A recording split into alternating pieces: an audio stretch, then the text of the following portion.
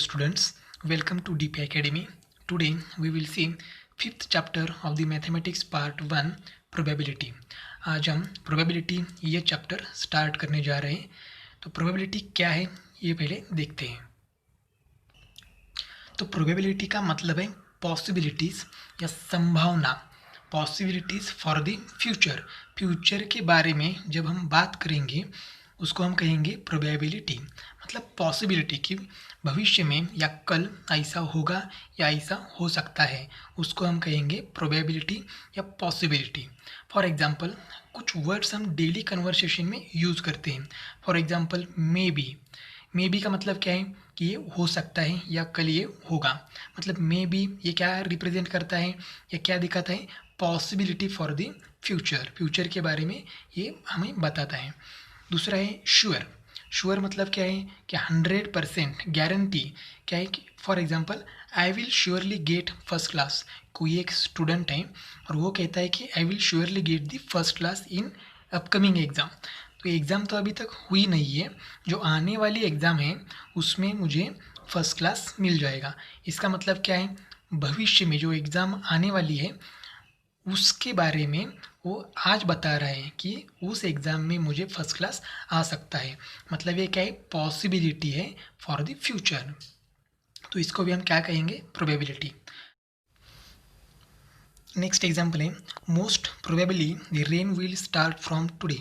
इसका मतलब क्या है कि आज से बारिश स्टार्ट हो सकती है.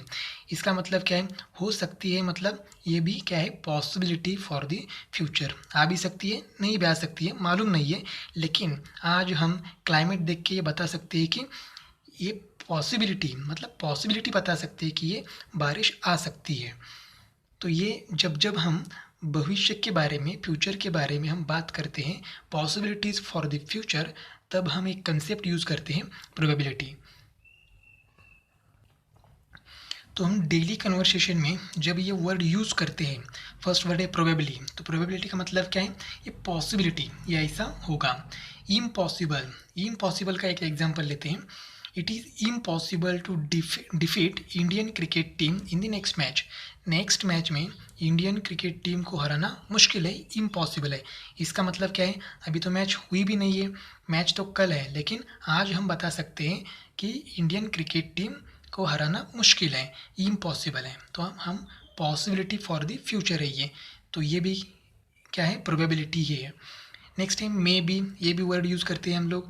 श्योर ये भी वर्ड यूज़ करते हैं. या फिर 50-50. सपोज़ हमने एक कॉइन टॉस कर दिया, हमारे पास कॉइन है, तो कॉइन टॉस करने के बाद क्या आता है रिज़ल्ट, तो एक तो हेड आएगा या फिर टेल आएगा.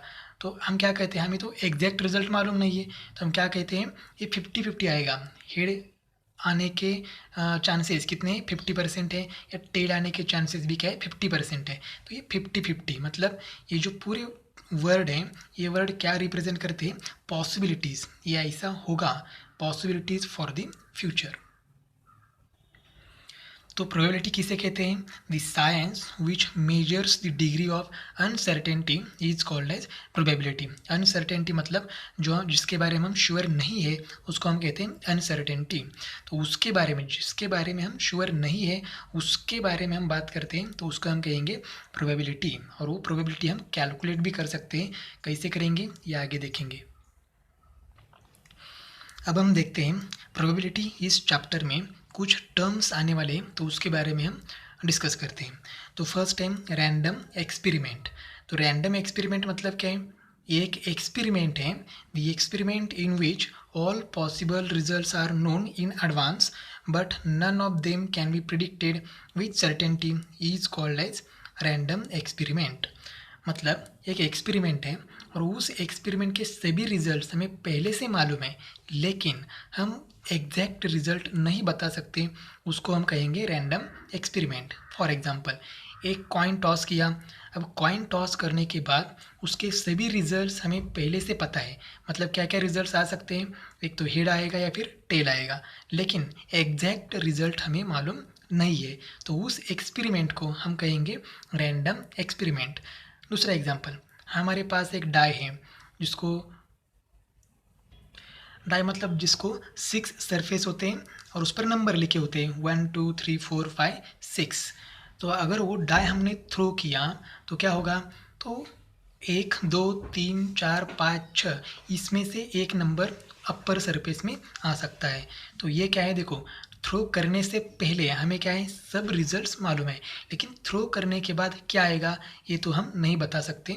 उस एक्सपेरिमेंट को हम कहेंगे रैंडम एक्सपेरिमेंट।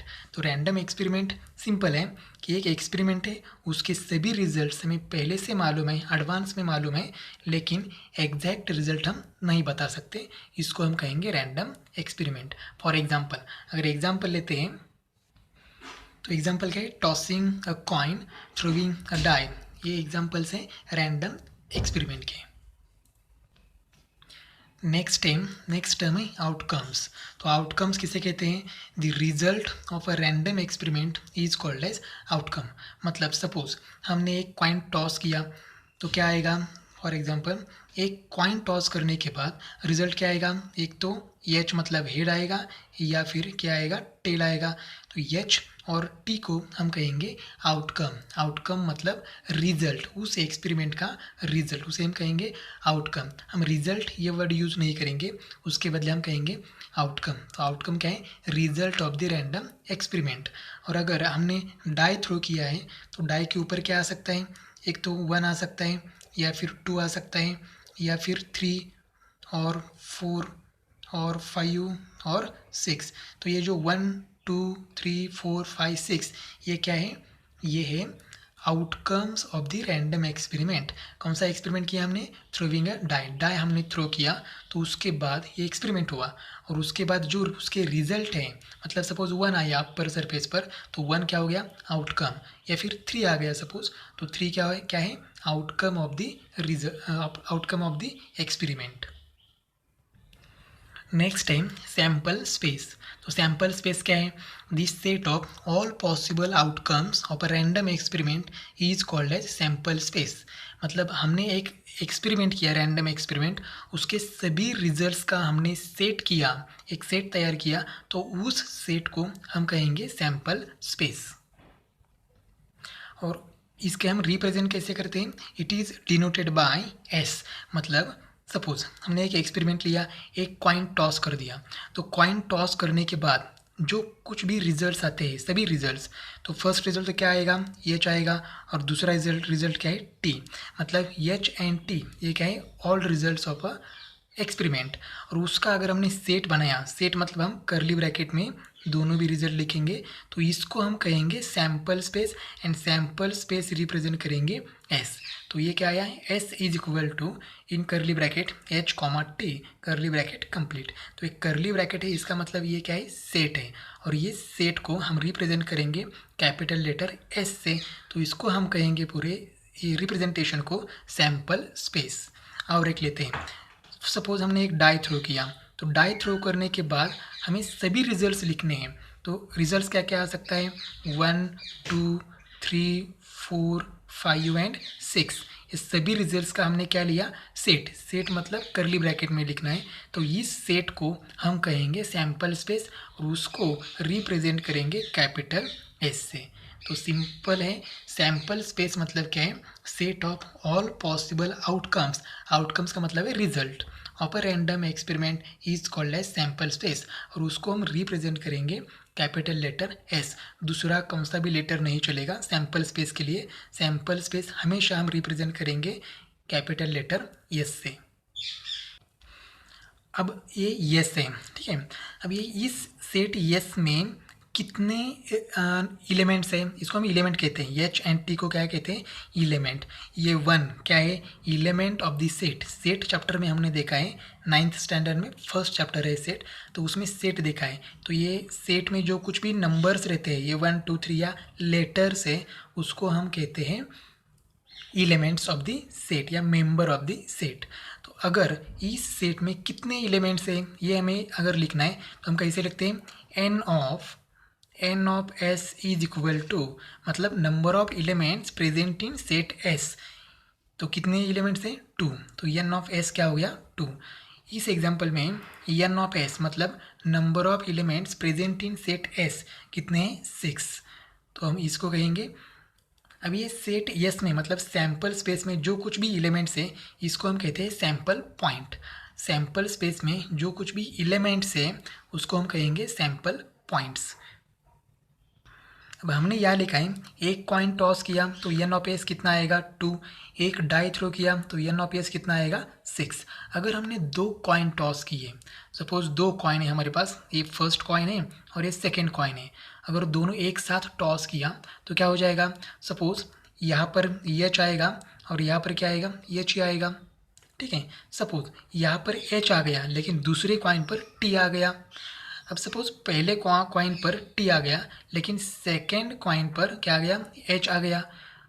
और सपोज पहले कॉइन पर टी आ गया मतलब टेल आ गया तो दूसरे कॉइन पर भी टी आ गया।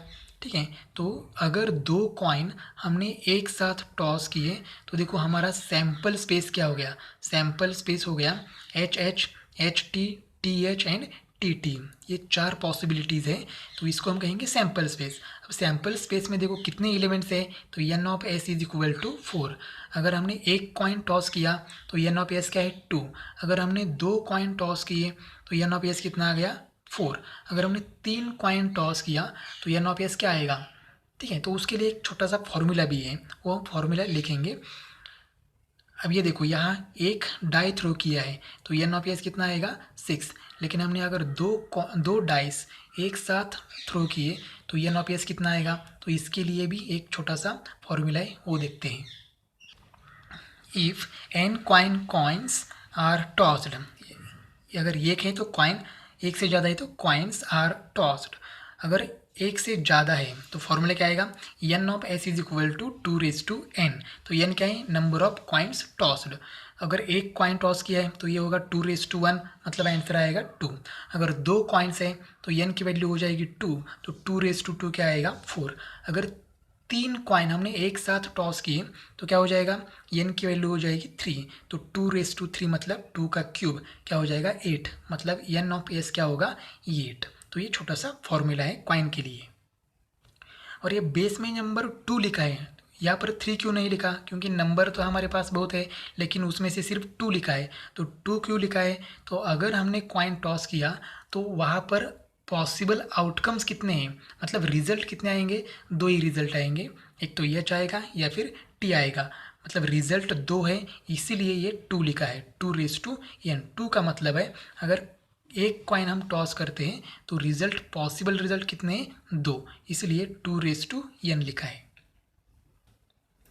Next time if an die or dice are tossed, actually toss throw लिखा तो भी चलेगा या टॉस लिखा तो भी चलेगा। तो एन ऑफ एस क्या आएगा, तो n of S is equal to 6⁻n। तो एन मतलब क्या है, नंबर ऑफ डाई, मतलब एक डाई थ्रो किया तो 6⁻1 मतलब 6 आएगा। अभी हमने देखा अगर 2 डाइस हमने थ्रो किए तो 6⁻2 मतलब 6 का स्क्वायर हो जाएगा और 6 का स्क्वायर मतलब 36, मतलब एन ऑफ एस क्या हो जाएगा 36। तो इस तरह से हम लोग ये फॉर्मूला याद कर रख सकते हैं। यहाँ 6 क्यों लिखा, तो एक डाई थ्रो करने के बाद कितने रिजल्ट्स आते हैं 6, तो इसका मतलब यहाँ हमने 6 लिखा, तो 6 रिजल्ट है इसलिए 6 लिखा। यहाँ कॉइन टॉस करने के बाद 2 रिजल्ट है इसलिए यहाँ 2 लिखा। यहाँ एक डाई थ्रो करने के बाद रिजल्ट है 6 इसलिए यहाँ 6 लिखा। Each element of sample space is called a sample point. S set में हमने देखा एलिमेंट्स है एच या टी या 1 2 3, ये क्या है एलिमेंट्स हैं, तो उस एलिमेंट को हम कहेंगे सैंपल पॉइंट। सैंपल स्पेस के एलिमेंट्स को हम कहेंगे sample point. Next time event. अब इवेंट किसे कहेंगे, तो सपोज हमने क्या किया, एक कॉइन टॉस किया तो यस क्या आएगा, तो S is equal to S हो जाएगा एच कॉमा टी। यस मतलब क्या है, सैंपल स्पेस। सैंपल स्पेस क्या है, set of all possible outcomes. तो आउटकम क्या है H and T, 2 he result आएंगे, उसका सेट किया तो हम यस कहेंगे। अब मुझे क्या चाहिए, मुझे सपोज हेड ही चाहिए। अगर मैंने कॉइन टॉस कर दिया तो मेरा कॉल क्या होगा हेड। तो अगर मुझे हेड मिला, देखो हेड मिल गया मुझे, तो इसका एक सेट किया तो उस सेट को हम कहेंगे इवेंट। इस सेट को हम क्या कहेंगे इवेंट। और इवेंट हम लोग कैपिटल लेटर से रिप्रेजेंट करते हैं, ABCD एस छोड़ के जो कुछ भी होगा उसको हम रिप्रेजेंट करेंगे। तो ये इज इक्वल टू कैपिटल ये इज इक्वल टू एच। तो एच क्या है, मुझे क्या चाहिए था, हेड चाहिए था। मतलब मैंने कंडीशन रख दिया कि अगर कॉइन टॉस करने के बाद मुझे हेड मिला तो उस इवेंट उस कंडीशन को मैं क्या कहूँगा, इवेंट को कहूँगा। अगर मुझे आउटकम क्या मिला है अभी, एच मिला है, तो the outcome satisfying the particular condition is called as favourable outcome. ये जो आउटकम आया है, आउटकम मतलब रिजल्ट, ये रिजल्ट कैसे आया है, तो एक पर्टिकुलर कंडीशन को सेटिस्फाई करने के बाद ये हेड मिला है। कंडीशन क्या थी कि कॉइन टॉस करने के बाद मुझे हेड चाहिए था, ये कंडीशन थी, मुझे टेल नहीं चाहिए था। तो ये कंडीशन सेटिस्फाई करने के बाद ये जो आउटकम आया है इसे हम कहेंगे फेवरेबल आउटकम। तो इस एच को हम क्या कहेंगे, फेवरेबल आउटकम। अब ये एक हो सकता है, एक से ज़्यादा भी हो सकते हैं। अगर हमने डाई थ्रो किए डाई थ्रो किया तो एस क्या आएगा, S is equal to 1 2 3 4 5 and 6, ये क्या होगा, एस होगा। अब मैं क्या करता हूँ, एक बार फिर से उसको थ्रो करता हूँ और मुझे क्या चाहिए, तो मुझे सिर्फ अपर सरफेस में ऑड नंबर आने चाहिए। अब ऑड नंबर कितने हैं इसमें, तो ऑड नंबर मतलब क्या आ सकता है, 1 आ सकता है, उसमें 3 भी आ सकता है या फिर 5 भी आ सकता है, क्योंकि 1 3 5 क्या है, ऑड नंबर्स है और इसको मैं रिप्रेजेंट करता हूँ कैपिटल ए। तो ये क्या हो गया, इवेंट हो गया। अब देखो मैंने कंडीशन क्या रखी है, अगर मैंने एक डाई थ्रो किया तो उसके अपर सरफेस पर क्या आना चाहिए, ऑड नंबर्स आने चाहिए। तो ऑड नंबर्स कितने हैं, 1 आ सकता है या फिर 3 आ सकता है या फिर 5 आ सकता है। मतलब ये तीनों है, 1 3 एंड 5 को मैं क्या कह सकता हूँ, फेवरेबल आउटकम या फेवरेबल आउटकम्स, या एक से ज़्यादा है फेवरेबल आउटकम्स। तो फेवरेबल आउटकम्स मतलब क्या है, मैंने कंडीशन रखने के बाद जो आउटकम्स हमें मिलते हैं उसको हम कहेंगे फेवरेबल आउटकम्स। फेवरेट, हम लोग फेवरेट ये वर्ड मालूम है। तो कंडीशन सेटिस्फाई करने के बाद जो आउटकम्स आते हैं उसको कहेंगे फेवरेबल आउटकम्स। और ये फेवरेबल आउटकम्स का हमने सेट लिया है, तो उस सेट को हम क्या कहेंगे, इवेंट। उस सेट को हम क्या कहेंगे, इवेंट। देखो फेवरेबल आउटकम्स इट इस कंडीशन में कितने, 1 3 एंड 5, तो इसका सेट लिया तो इस सेट को हम कहेंगे इवेंट। यहाँ पर भी फेवरेबल आउटकम क्या है, एच, तो एच का सेट लिया तो इसको हम कहेंगे event. Therefore, the outcomes satisfying the particular condition are called favorable outcomes. अभी इस फेवरेबल आउटकम्स का सेट किया तो उसको हम इवेंट कहेंगे। The set of favourable outcomes of a given sample space is an event, उसको हम इवेंट कहेंगे। और इवेंट हम लोग किसे रिप्रेजेंट करेंगे, it is denoted by capital letters ABCD etcetera. और इवेंट क्या होता है, event is a subset of S मतलब सैम्पल स्पेस। सैम्पल स्पेस के क्या होते हैं, वो सबसेट होते हैं। सपोज हमारे पास ये इवेंट है, ये इज इक्वल टू 1 3 5। अभी इस इवेंट हमने क्या लिखा है, event is a subset of sample space. तो ये है सैम्पल स्पेस और ये है इवेंट। तो सबसेट किसे कहते हैं हम लोग, अब ये इज सबसेट ऑफ एस, हम लोगों ने ऐसा लिखा है, ये मतलब event is a subset of sample space. अब सबसेट किसे कहते हैं, ये सबसेट है किसका, एस का। इसका मतलब ये में जितने भी एलिमेंट्स हैं वो सब एलिमेंट्स एस में होने चाहिए। देखो ये में 1 है तो एस में 1 है, ये में 3 है तो एस में भी 3 है, यहाँ 5 है तो यहाँ पर 5 है। इसका मतलब ये के सभी एलिमेंट्स एस में है, तो हम ये को क्या कहेंगे, subset of the sample space S. इस एग्जांपल में देखो ये सेट में क्या है, एच, तो ये सेट के सभी एलिमेंट्स किस में है, सेट एस में है, मतलब सैम्पल स्पेस में है। इसका मतलब ये is the subset of S. तो ये क्या है, मतलब event is the subset of sample space. अभी इस ये में कितने एलिमेंट्स हैं, N of E is equal to, इस इवेंट ये में कितने एलिमेंट्स हैं, तो एक ही है, तो हम यहाँ लिखेंगे N of E is equal to 1। जैसे हमने एन ऑफ एस लिखा था वैसे हम लोग एन ऑफ ये लिख सकते हैं। और इसके लिए कोई फॉर्मूला नहीं है क्योंकि कंडीशंस अलग अलग हो सकती है। अब इस ये में n of E is equal to, n of A is equal to, इस ए में कितने एलिमेंट्स है? 3, तो n of A is equal to हो गया 3। नेक्स्ट है टाइप्स ऑफ इवेंट्स। अब इवेंट का टाइप देखते हैं। ये आप लोगों को एग्जाम में नहीं आएगा, लेकिन हम देखते हैं कि टाइप्स ऑफ इवेंट क्या क्या है। फर्स्ट है सर्टन इवेंट या श्योर इवेंट। सर्टन इवेंट किसे कहते हैं? सपोज हमने एक डाई थ्रो किया, डाई थ्रो करने के बाद हमें मिला यस मिला 1 2 3 4 5 एंड 6। अब मैं एक इवेंट लेता हूँ, इवेंट ये इज इक्वल टू, अब क्या चाहिए उस इवेंट में मुझे?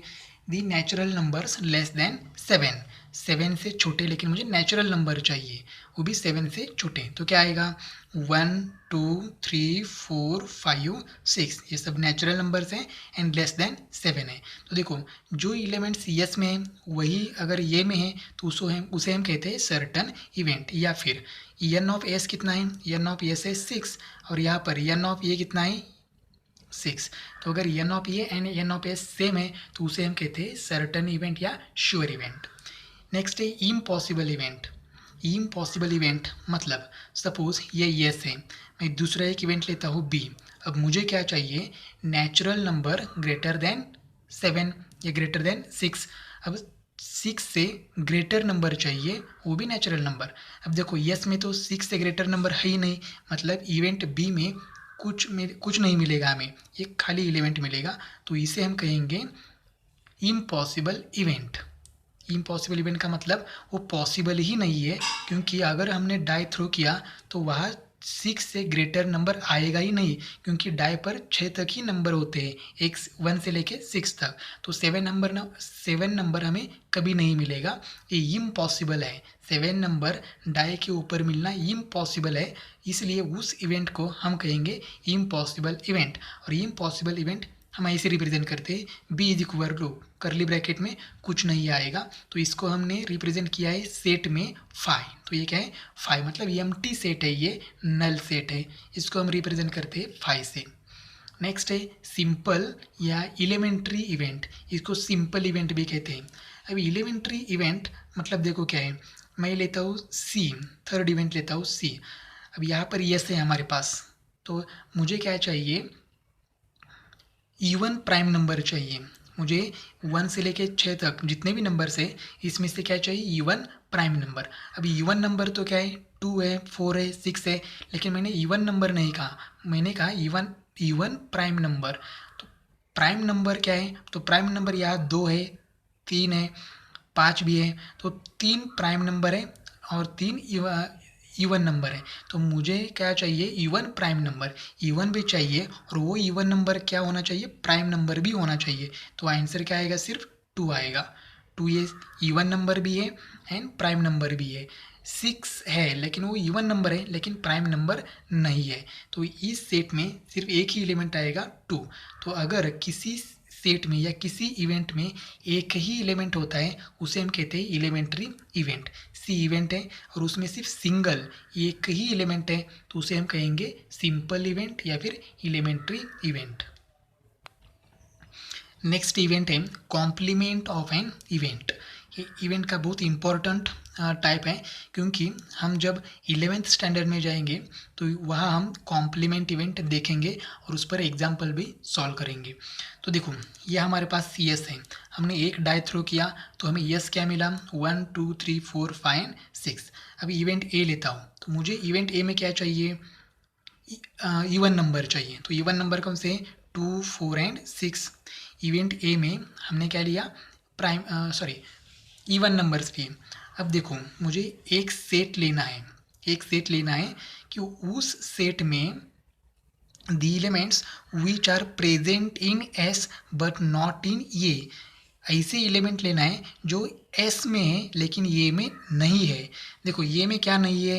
1, लेकिन यस में है, ठीक है, यस में प्रेजेंट होना चाहिए लेकिन यस में वो नहीं है, तो यहाँ 1 आएगा, फिर क्या आएगा? 3 आएगा और क्या आएगा? 5। The elements which are present in S but not in E, S में है लेकिन सेट ये में नहीं है। ऐसे जो एलिमेंट्स है उसका एक सेट बनाया और उस सेट को हम कहेंगे कॉम्प्लीमेंट ऑफ इवेंट ये। इस इवेंट ए का क्या है? वो कॉम्प्लीमेंट इवेंट है और ये का कॉम्प्लीमेंट इवेंट हम लोग रिप्रेजेंट करते हैं ये डैश, ये का इंडेक्स पर डैश लिखेंगे और ये रेस टू सी, ये के इंडेक्स में सी लिखेंगे, सी मतलब कॉम्प्लीमेंट, तो ये रेस टू सी और ए रेस टू डैश मतलब ए डैश, इसे कहते हैं हम लोग कॉम्प्लीमेंट इवेंट। किसका कॉम्प्लीमेंट है? इवेंट ये का, तो A dash or A raise to C is equal to 135। तो ये 135 कैसे लिया? It is the set of elements which are present in S but not in A. Set ये में नहीं है लेकिन यस में होने चाहिए, उस एलिमेंट्स का अगर सेट बनाया तो उसको हम कहेंगे कॉम्प्लीमेंट ऑफ एन इवेंट। तो कॉम्प्लीमेंट इवेंट ये होता है। और देखो हमने यूनियन एंड इंटरसेक्शन देखा है, तो सेट में देखा है, तो हम लोग ऐसे लिख सकते हैं। देखो ये यूनियन ए डैश मतलब ये है और ये मतलब ये है, दोनों का यूनियन लिया तो क्या आ जाएगा? तो देखो यूनियन मतलब क्या है? दोनों सेट में जितने भी एलिमेंट्स हैं सब लिखेंगे। तो देखो ये में क्या है 2 4 6 एंड ए डैश में क्या है 1 3 5, तो ये हो जाएगा 1 2 3 4 5 एंड 6। यूनियन मतलब दोनों सेट में जो कुछ भी नंबर्स हैं सभी एलिमेंट्स हम लोग लिखते हैं। तो 1 2 3 4 5 6 ये क्या हो गया? ये यूनियन ये डैश। तो ये union E dash is equal to, और ये क्या है? ये है सैम्पल स्पेस एस, तो इसको हम लिखेंगे यस। तो अगर E union E dash is equal to S, ठीक है। दूसरी एक कंडीशन है, ये इंटरसेक्शन ये डैश, इंटरसेक्शन मतलब ये एंड ये डैश दोनों सेट में होना चाहिए। जितने भी एलिमेंट्स है वो एलिमेंट्स हम लेते हैं, ये एंड ए डैश मतलब कॉमन एलिमेंट। देखो ये में 2 है लेकिन ए डैश में 2 नहीं है तो 2 नहीं लेंगे। ए डैश में 1 है लेकिन इसमें 1 नहीं है तो 1 भी नहीं लेंगे। तो देखो क्या है, दोनों में एक भी एलिमेंट कॉमन नहीं है, तो ये क्या आएगा? एम्प्टी सेट आएगा, और एम्प्टी सेट को हम रिप्रेजेंट करते हैं 5 से, मतलब ये इंटरसेक्शन ये डैश इज इक्वल टू 5। अगर ये दो कंडीशंस एक साथ सेटिस्फाई होते हैं तो उस सेट को हम कहेंगे कॉम्प्लीमेंट ऑफ एन इवेंट या कॉम्प्लीमेंट इवेंट। तो हमने कॉम्प्लीमेंट इवेंट में लिखा A union B is equal to S and A intersection B is equal to 5। अब इस ए डैश को मैंने दूसरा सेट कहा है, दूसरा इवेंट कहा है बी।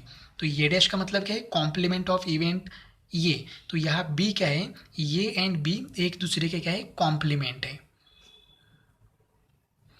नेक्स्ट इवेंट है म्यूचुअली एक्सक्लूसिव इवेंट।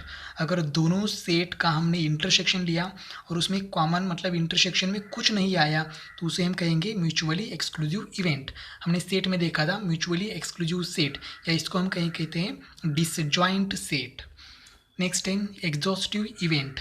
अगर दोनों इवेंट का हमने यूनियन लिया और वो एस आ गया, एस मतलब सैम्पल स्पेस आ गया, तो दोनों इवेंट को हम कहेंगे एग्जॉस्टिव इवेंट। तो म्यूचुअली एक्सक्लूसिव के लिए ये एक कंडीशन है, एग्जॉस्टिव के लिए एक ही कंडीशन है, और ये दोनों condition at a time satisfy होते हैं तो वो दोनों को हम कहते हैं कॉम्प्लीमेंट इवेंट।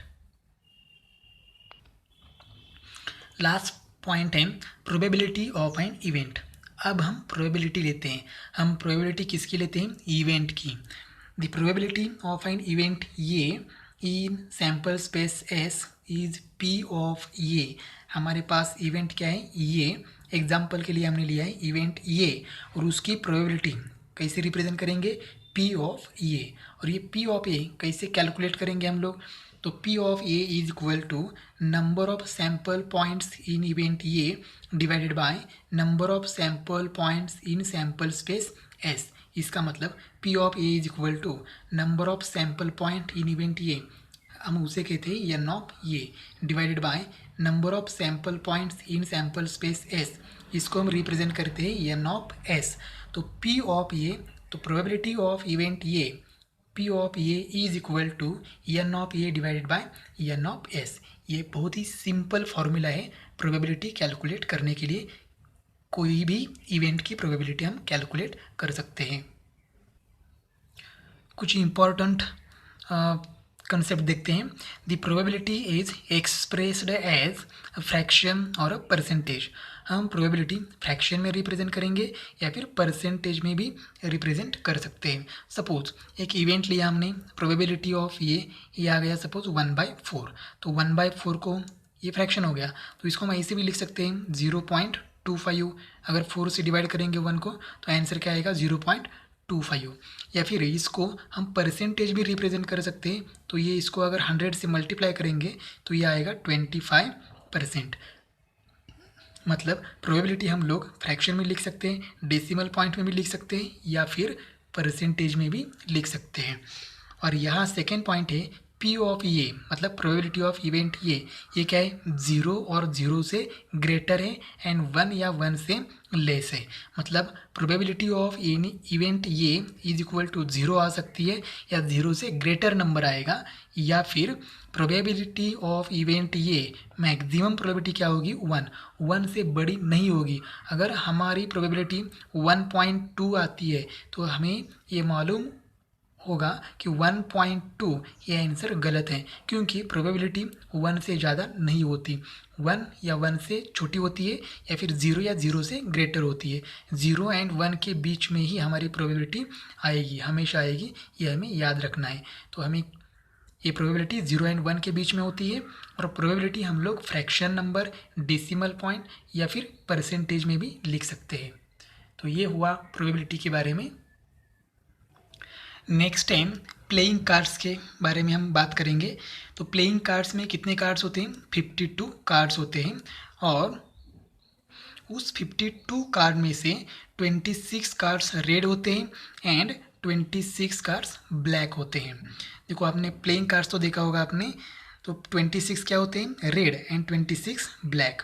अब 26 रेड कार्ड में 2 शेप होते हैं, 2 सेट होते हैं। तो एक सेट है हार्ट, मतलब शेप है हार्ट शेप, एंड दूसरा है डायमंड शेप। हार्ट शेप मतलब ये ऐसा होता है, ये रेड होता है, और कितने हार्ट कार्ड होते हैं वहाँ 13, ठीक है।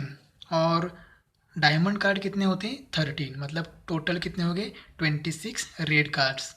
अब ब्लैक में 2 शेप होते हैं, फर्स्ट है क्लब, ये ट्री जैसा है, उसको क्लब बोलते हैं, और ये इसको बोलते हैं हम लोग स्पेड। तो स्पेड कितने कार्ड्स होते हैं 13, and there are 13 club cards, total मिला के 26 ब्लैक कार्ड्स हैं। अब देखो इसको हम सेट बोलते हैं, ये हार्ट मतलब क्या है, एक सेट है, ये डायमंड दूसरा सेट है, क्लब तीसरा सेट है, एंड स्पेड चौथा सेट है। तो in playing cards there are 4 sets, namely heart, diamond, club and spade, ये 4 सेट हैं। और हर एक सेट में कितने कार्ड्स है 13 कार्ड्स हैं। In each set there are 13 cards. अब कार्ड्स कौन से होते हैं ये तो हमें मालूम है। पहले होता है के का मतलब है किंग, दूसरा होता है क्यू मतलब क्वीन, थर्ड होता है जे मतलब जैक। बाद में नंबर्स होते हैं 10, 9, 8, 7, 6, 5, 4, 3, 2 एंड लास्ट में 1 नहीं होता है, ये होता है कैपिटल ये, तो उसको हम बोलते हैं एस कार्ड। नेक्स्ट, अब ये हर सेट में 13 कार्ड्स है, यही कार्ड होते हैं, सिर्फ कलर और शेप चेंज होता है। और उसमें से किंग, क्वीन एंड जैक को हम कहते हैं फेस कार्ड्स, क्योंकि उस पर किंग का एक फेस होता है, चेहरा होता है, क्वीन का भी एक फेस होता है, जैक का भी फेस होता है। तो जिस पर फेस है, चेहरा है, उसको हम कहेंगे फेस कार्ड्स। तो देखो हार्ट में 3 क्या होंगे फेस कार्ड्स होंगे, डायमंड में भी 3 फेस कार्ड होंगे, क्लब में भी 3 फेस कार्ड है, और स्पेड में भी 3 फेस कार्ड है। तो ये 3 + 3 + 3 + 3 कितने फेस कार्ड हो गए, तो 12। तो there are 12 face cards in the 52 playing cards. 52 में से 12 कार्ड क्या है, फेस कार्ड है। तो इस पर भी हमें क्वेश्चन आ सकते हैं, तो इसलिए ये हमें चार्ट है ये मालूम होना चाहिए। हार्ट कार्ड मतलब क्या है, डायमंड कार्ड कितने हैं, क्लब कितने हैं, स्पेड कितने हैं, और फेस कार्ड किसे कहते हैं। फेस कार्ड बहुत इंपॉर्टेंट है, ये फेस कार्ड के ऊपर बहुत सारे क्वेश्चंस आ सकते हैं। तो टोटल फेस कार्ड कितने हैं 12, हर एक में 3 है, तो 4 सेट है, तो 4 सेट के मिला के कितने होंगे 12 फेस कार्ड। और ये एस कार्ड जो है उसे हम फेस कार्ड नहीं कहेंगे। एस कार्ड मतलब ये मतलब एक का जो हम कहते हैं S card is not a face card, इसके ऊपर फेस नहीं होता है, इसलिए हम लोग इसको फेस कार्ड नहीं कहेंगे। तो ये था पूरा theoretical part of the probability. तो नेक्स्ट हम स्टार्ट करते हैं practice set 5.1। Practice set 5.1, how many possibilities are there in each of the following. Possibilities कितने हैं वो हमें कैलकुलेट करने हैं। तो देखिए फर्स्ट एग्जांपल है, Vanita knows the following sites in Maharashtra, she is planning to visit one of them in her summer vacation. Ajintha, Mahabaleshwar, Lonar Sarovar, Tadoba wildlife sanctuary, Amboli, Raigad, Matheran and Anandwan, ये महाराष्ट्र के कुछ प्लेसेस है। अब देखो पॉसिबिलिटीज़ क्या है, तो वनिता के पास कितने प्लेसेस है, 8 प्लेसेस हैं। 8 में से किसी एक को तो वो विज़िट कर सकती है समर वेकेशन में, लेकिन कौन से प्लेस को विज़िट कर सकती है वो तो हमें मालूम नहीं है, इसलिए उसके पास 8 प्लेसेस है, तो उसके पास पॉसिबिलिटीज़ भी कितने हैं, 8 पॉसिबिलिटीज़ है।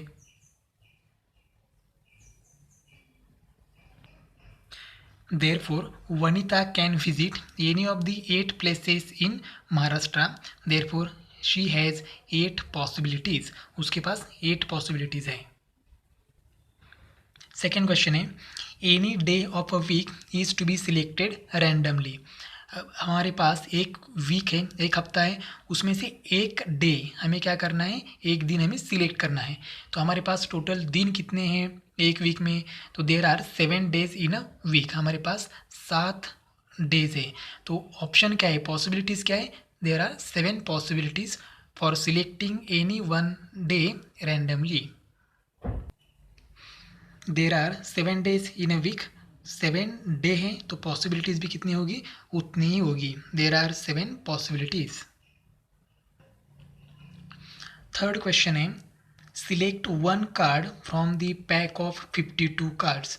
अब हमारे पास 52 कार्ड्स है प्लेइंग कार्ड्स, उसमें से एक कार्ड हमें सिलेक्ट करना है। तो पॉसिबिलिटीज़ क्या है, तो एक कार्ड सिलेक्ट करना है, तो इसका मतलब हमारे पास 52 कार्ड्स है, तो 52 ऑप्शन भी है। ऑप्शन मतलब possibilities for selecting the one card. There are 52 cards, therefore there are 52 possibilities. Last question है, one number from 10 to 20 is written on each card, select one card randomly. अब हमारे पास क्या है, कार्ड्स हैं और उस कार्ड पर हमें एक नंबर लिखना है, और नंबर कहाँ से स्टार्ट करना है, 10 से। तो 10, 11, 12, 13, 14, 15, 16, 17, 18, 19 20, ऐसे नंबर हर एक कार्ड पर हमें लिखना है, और उसमें से हमें सिलेक्ट करना है वन कार्ड। मतलब टोटल हमारे पास कितने कार्ड्स हैं, 10 to 20 हमने काउंट किया, तो टोटल कार्ड्स है 11, और 11 कार्ड में से हमें एक कार्ड सिलेक्ट करना है। तो पॉसिबिलिटीज़ कितने हैं, 11 possibilities. There are 11 numbers from 10 to 20 written on the card. हर एक कार्ड पर हमने नंबर लिखा, तो कितने कार्ड्स हैं, 11 cards. So therefore there are 11 possibilities of selecting one card randomly. तो इस तरह से हमने प्रैक्टिस सेट 5.1 कंप्लीट किया है। सिर्फ 4 क्वेश्चन थे, बहुत ही ईजी है, जितने उसके पास ऑप्शन है उतने ही पॉसिबिलिटीज़ होंगे, तो ये हमें याद रखना है। नेक्स्ट वीडियो में हम देखेंगे प्रैक्टिस सेट 5.2।